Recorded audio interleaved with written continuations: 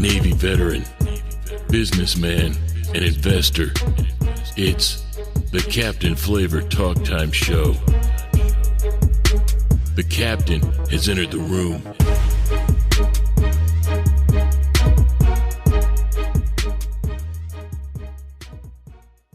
Hi, everyone. Thank you for listening to the Captain Flavor Talk Time Show. This is Anthony Rivera, your host. Episode number 2 is about save to invest. Let's stay focused. Let's stay focused. Let's get ready for business.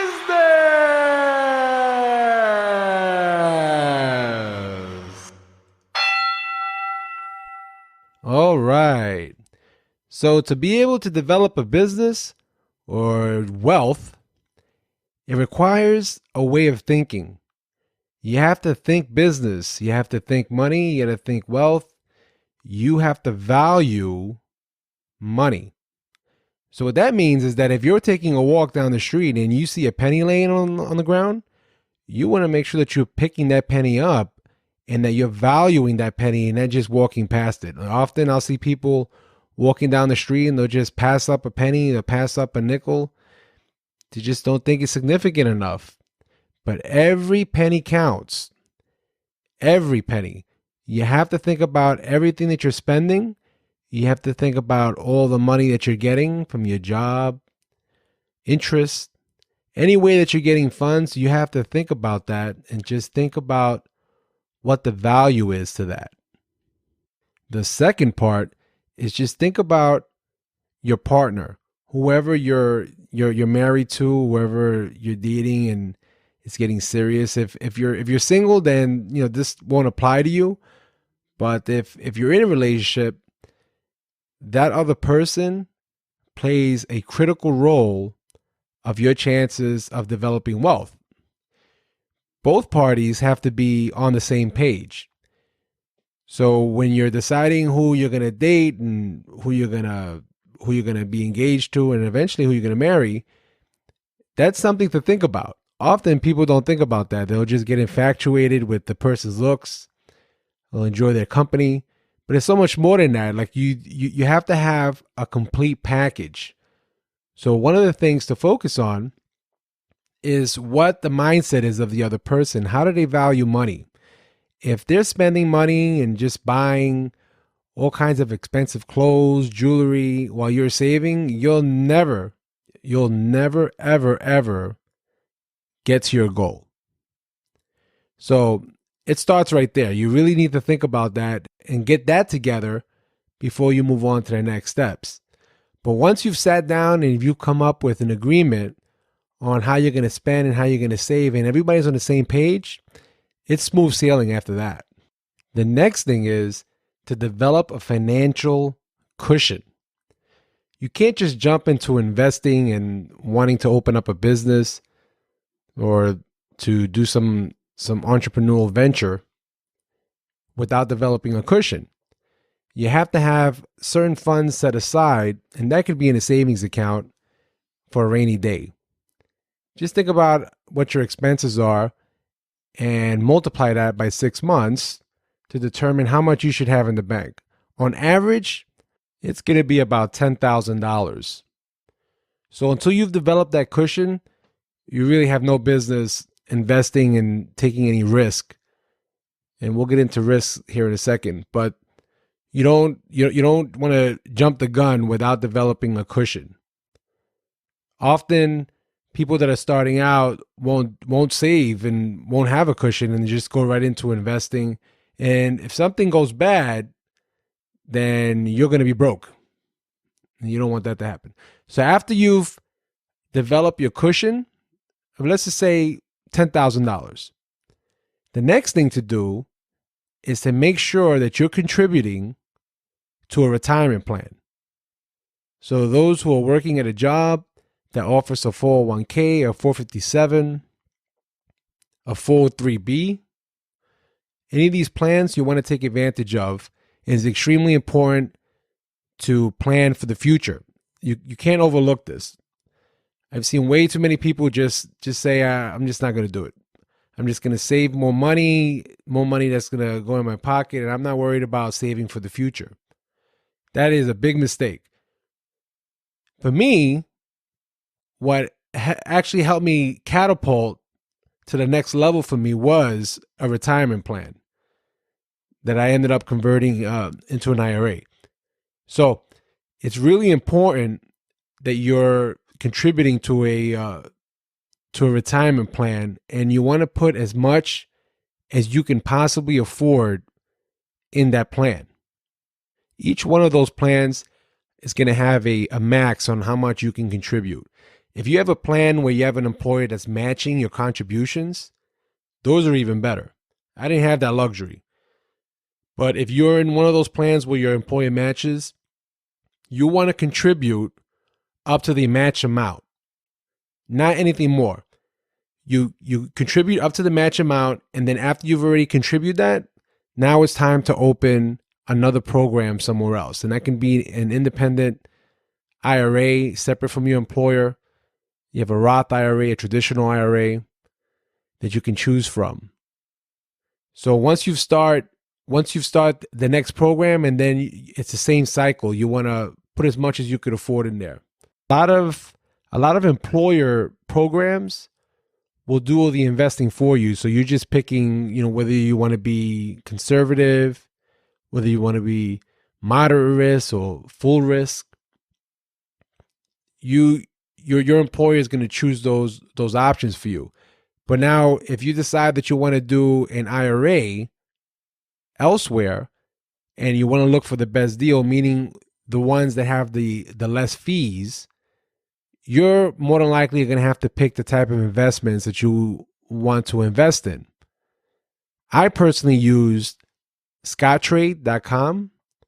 Scottrade is a discount broker where you choose your investments and you just pay a flat fee.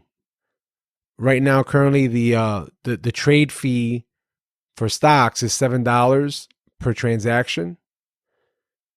And there's options for guidance if you're looking for guidance. But once you've opened up an IRA, and all this is just an umbrella. Whatever you invest within the IRA is up to you. You can invest in bonds, you can invest in stocks, you can invest in mutual funds. You choose. But first you have to decide what kind of IRA you want. So if you want a Roth or whether you want a traditional. So a Roth IRA is you're going to be paying taxes for the money that's going in, but you're not going to get taxed when you withdraw that money at an old ripe age of 65. So you won't be able to you're not going to get taxes while it's coming out, but you're going to pay taxes going in. Whereas a traditional IRA, you're not going to pay taxes for it to go in, but you are going to pay taxes when you're withdrawing it. So once you've decided what plan is best for you, after you meet with your own financial advisor, then you want to just pick what kind of investments you want to do in that IRA. So if you're not familiar with stocks and bonds and mutual funds or exchange traded funds, stick with something that has a umbrella mix of different investments. And you're going to get that usually from a mutual fund or from an exchange traded fund. So once you've decided which agency you want to go to, which brokerage, then you open up the account and you start contributing. It does require risk. You have to be able to take risk. It's not safe. There is a chance that you can lose your money. There's a chance that you can gain your money. So you do have to educate yourself and use this episode as a guide, but you still need to go out and do your own homework to learn this stuff. But it's important to learn it to get to where you want to be. You're just not going to get there just by saving in a savings account unless you hope to one day hit the lottery. That is likely not to happen. So you have to be able to take risks. I can't emphasize that enough. But this is the beginning to getting to where you need to be. So all this money that you're putting inside these accounts, your cushion, your employer account, your employer retirement account, your IRA, it's all part of your net worth. It's all part of how much you're worth. And we're also going to have to take into consideration any other money that you have anywhere else. Save it. But all that is accounted for to determine your net worth, including your home and what that's worth. So whatever your home is worth, that's also part of your net worth. So the higher you can make your worth, the more easier the transition will be for you to go into business or to just be able to achieve wealth. You know, it's if you plan to go into a business like I did, your net worth is critical when it comes to taking out a loan from a bank. Lenders aren't likely to lend to people if they have a very low net worth. A bank wants to see your net worth to be high so that they have a way of recouping their money in the event that you default on your loan. Your value is determined by your net worth. So when it comes to business and you need to get that loan from a bank, your net worth is extremely important in their decision-making process. So the more you're worth, the more likely you're going to get the loan.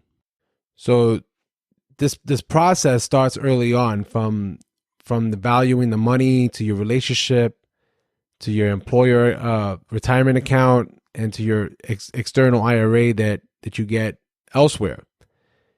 That's all part of your net worth. You can learn a lot of this stuff just by being around wealthy people. So if you could be friends with a wealthy person, you should do that, because you can learn a lot from them. You'll notice that they just have a certain way of thinking. The way they value money, the way they value life. It's just a way of thinking, a process that people who aren't wealthy might not have the same way of thought, might not value money the same. It's about just collecting your chips so that you can make your next move. So after you've already done these programs, what do you do next? Now it's time to look into real estate. It's important part of your portfolio, your net worth. Just like that house that I mentioned before is part of your net worth. Now it's time to look at the real estate. This is where it starts at. This is the foundation of it all. It's the tree trunk. And then it'll blossom to beautiful fruits and flowers. You have to start looking for real estate. Real estate that you can rent and hold on to for a long time. So you're developing equity, plus you're making an income off the rent. So personally, I like real estate where I'm making more money than what the mortgage is. Those are the kinds of investments that I look for. So you have to look for good deals out there, and the best way to do that is you can go to your local real estate company, and usually there's a real estate listing website that you can search for real estate, and there's other various websites that you can go to that you'll just have to just Google and look for, and you can find different types of real estate. I recommend staying away from auctions. Real estate auctions aren't the best for people that are just starting out, because there could be problems with the deeds. There could be money that was owed that's just going to roll over to the next person that buys it. So I would stay away from that. I would just go with a realtor and just buy your first real estate property that way. So do your research, look to see what rent goes for. I could tell you that my first house that I purchased for a real estate investment was $65,000.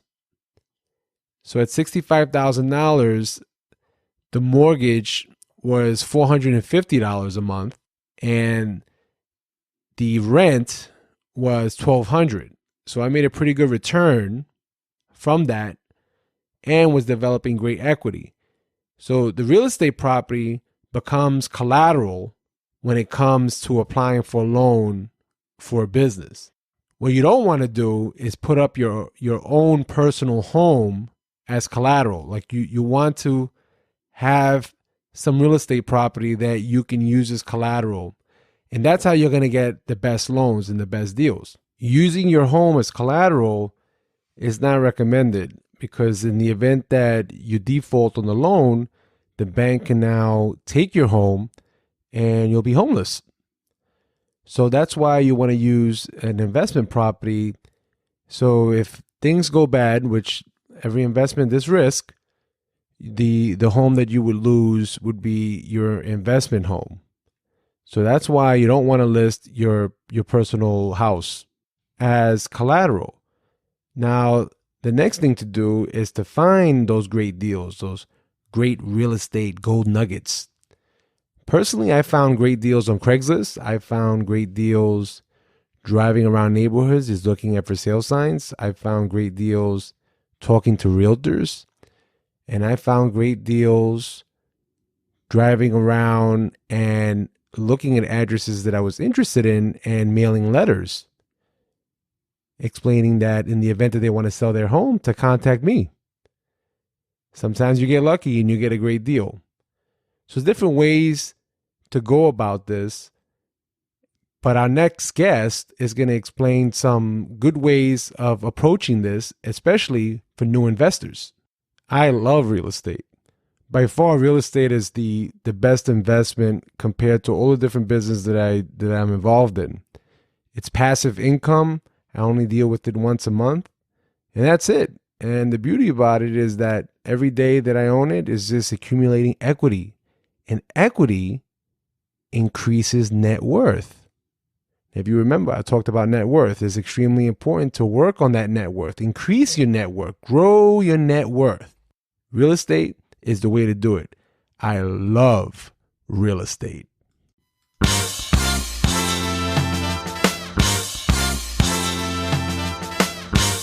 Hoo-wee! I love to hear that sound because that means that our special guest is on the phone right now, Mr. Steve Freeman from Fit Realty, a 13-year realtor.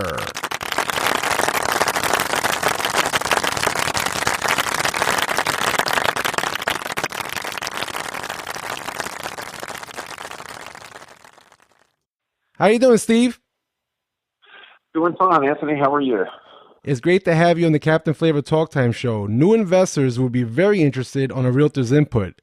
I have a few questions to ask, and it would be great if you can give your insight on them. What are some ways new real estate investors can search for real estate?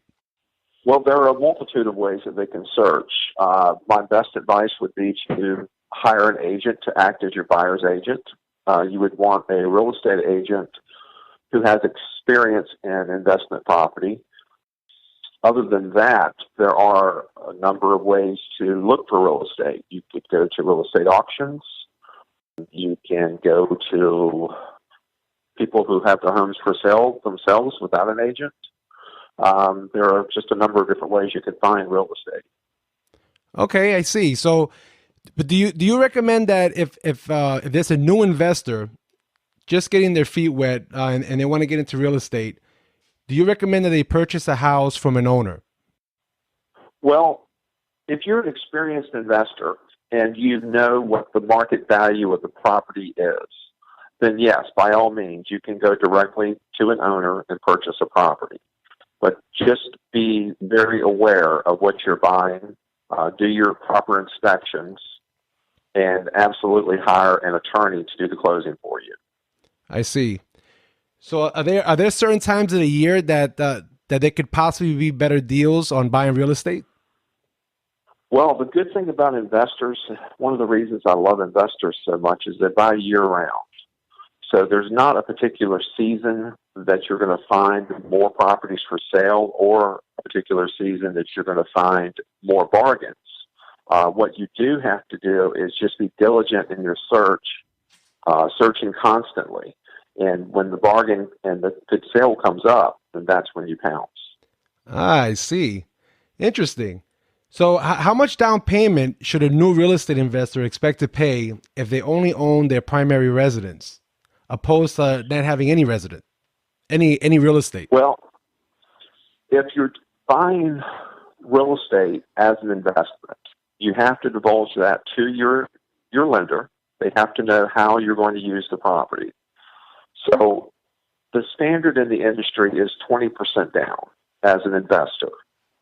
But as the investor, you have to determine how much your down payment is going to be related to how you're going to use the property. Is it going to be a rental or is it going to be a flip property?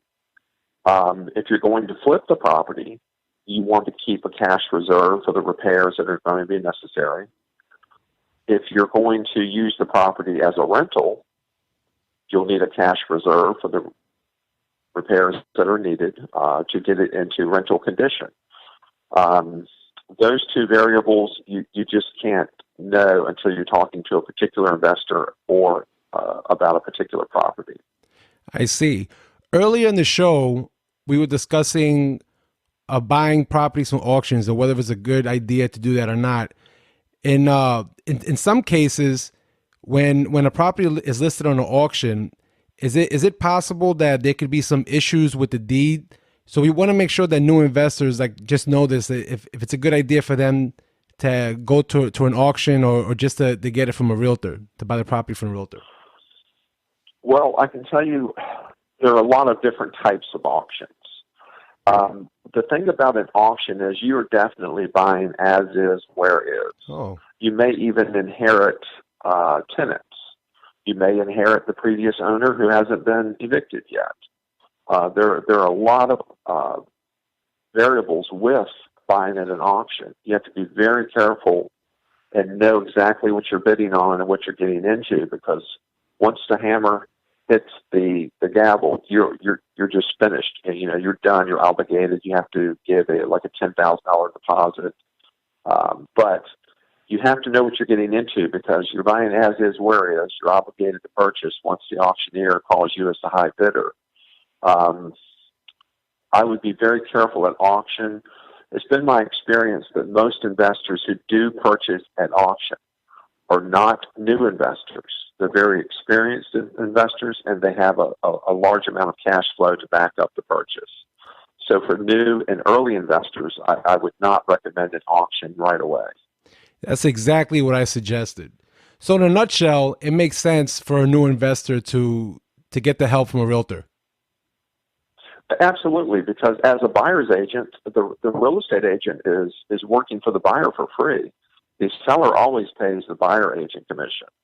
Wow. So why would you not want to use all of that professional experience and advice and get it for free as well? Sounds good. Thanks again, Steve, for attending our Captain Flavor Talk Time show. And that's all the time for now. Don't forget to follow us on Facebook and subscribe to our website.